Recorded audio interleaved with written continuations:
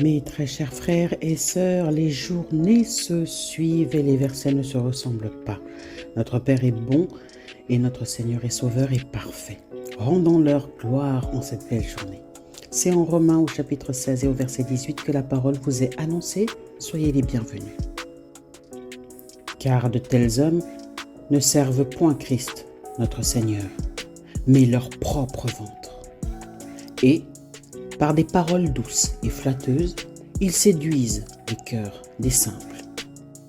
Mes bien-aimés, ce verset définit clairement le sens de la malignité.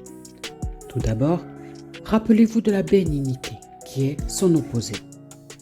Elle regroupe trois traits, la bonté, la douceur et la compréhension. Dans la même logique, la malignité regroupe elle aussi trois aspects. La première, la mesquinerie, qui est le manque de générosité, la médiocrité. De deux, la malveillance, c'est l'aspiration à faire du mal gratuitement.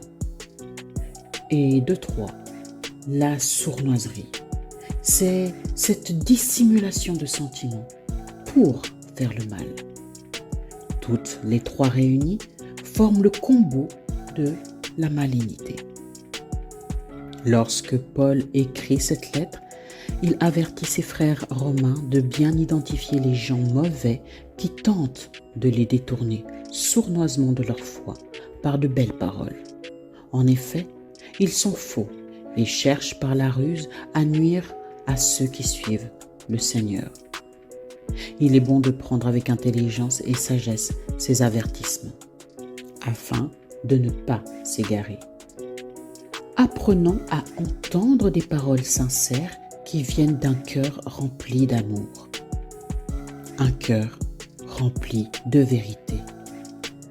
Jésus n'a-t-il pas dit en Jean au chapitre 10 et au verset 27 « Mes brebis entendent ma voix, je les connais et elles me suivent. » En demeurant dans la parole, nous serons toujours plus aptes à reconnaître la voix de notre berger.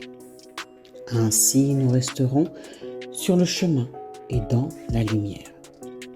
Mais bienheureux que l'Esprit de notre Père nous guide à l'instant, car je prie avec une foi certaine que vous avez reçu la parole, et je déclare dans le nom de Jésus qu'il nous ouvre les yeux et nous renouvelle le discernement sur toutes choses.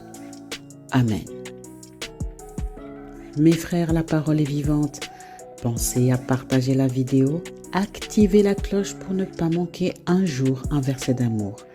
Recevez l'Esprit Saint de notre Père et soyez magnifiquement bénis dans le nom de Jésus.